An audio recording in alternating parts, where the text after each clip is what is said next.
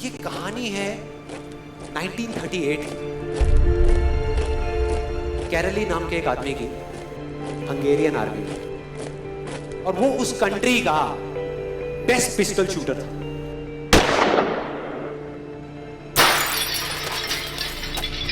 जितनी भी national championships हुई थी उस कंट्री में, उसको वो जीत चुका था। और सबको ऑलमोस्ट कंफर्म था कि 1940s में जो ओलंपिक्स होने वाले हैं उसमें गोल्ड मेडल केरली को ही मिलेगा।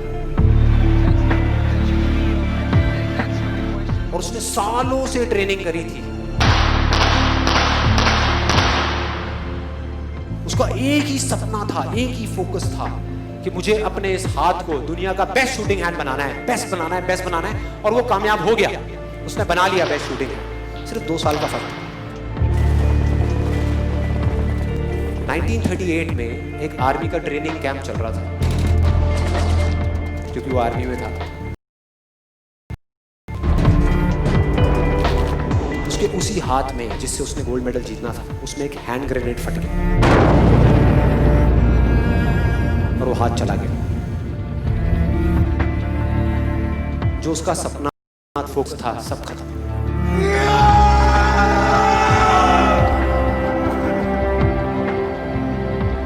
उसके पास 2 रास्ते थे। एक तो ये कि वो बाकी की पूरी जिंदगी रोता रहे और कहीं जा करके छुप जाए, या अपना जो जिस पे उसने फोकस किया हुआ था उसको पकड़ करके रखे। तो उसने फोकस किया उस पे नहीं जो चला गया था, जो उसके पास नहीं था। उसने फोकस किया उस पे जो उसके पास था।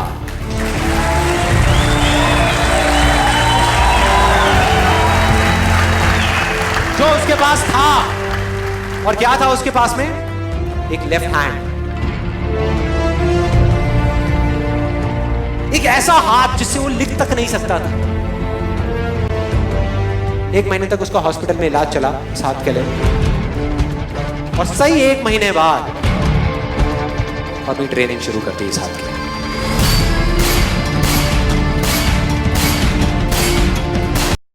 ट्रेनिंग के 1 साल बाद, मतलब कि 1939 में वो वापस आया। नेशनल चैंपियनशिप्स हो रही थी वहीं पे हंगरी में, और बाकी भी बहुत सारे पिस्टल शूटर्स थे वहां पे। उन्होंने जा करके उसको कांग्रेचुलेट किया, कहा कि यार देखो, ये होता है जज्बा, ये होती है स्पोर्ट्समैन स्पिरिट, कि इतना सब कुछ होने के बाद भी तुम यहां पर आए हो हमको देखने के लिए और हमारा हौसला बढ़ाने के लिए।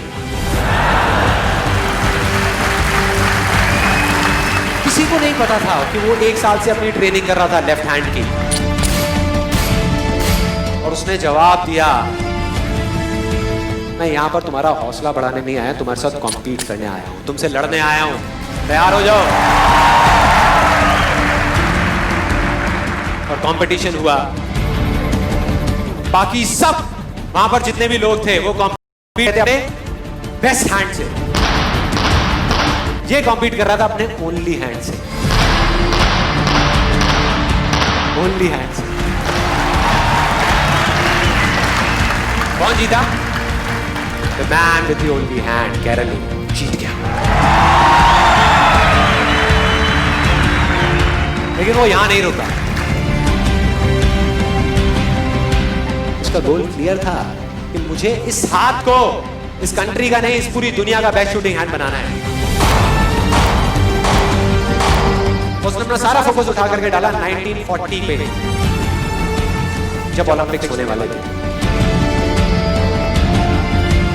लेकिन 1940s के ओलंपिक्स कैंसिल हो गए वर्ल्ड वॉर की वजह से।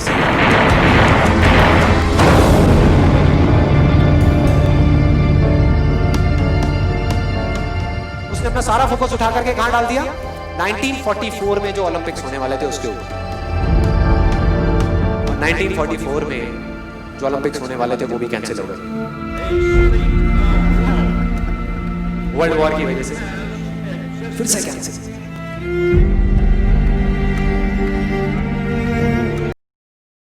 उसने अपना सारा फोकस उठा करके डाल दिया 1948 के ओलंपिक्स में। 1938 में उसकी एज थी 28 साल। 1948 में उसकी एज हो चुकी थी 38 इयर्स। और जो यंगर जो प्लेयर्स आते हैं निकल करके, उनसे कॉम्पीट करना मुश्किल होता चला जाता है। लेकिन मुश्किल नाम का ये वर्ड था ही नहीं उसकी डिक्शनरी में। वो गया, पूरे वर्ल्ड के बेस्ट शूटर्स आए हुए थे जो अपने बेस्ट हैंड से कॉम्पीट कर रहे थे, और ये अपने ओनली हैंड से कॉम्पीट कर रहा था। और कौन जीता? The man with the only hand.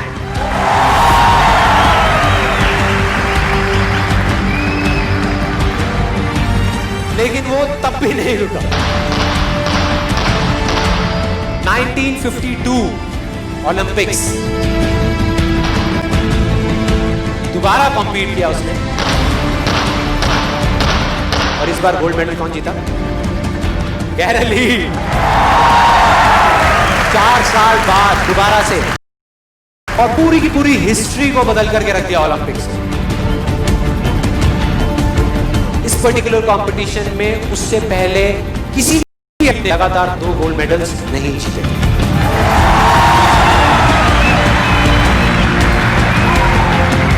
अब किसी भी लूजर के पास चले जाओ, उसके पास लिस्ट होगी बहानों की कि मैं इस वजह से फेल हुआ अपनी लाइफ में, इस वजह से मैं कुछ नहीं कर पाया। बहुत लंबी लिस्ट है। और दूसरी तरफ विनर के पास चले जाओ, उसके पास में 1000 वजह होगी वो ना करने की जो वो करना चाहता है, सिर्फ एक वजह होगी वो करने की जो वो करना चाहता है, और वो कर जाएगा।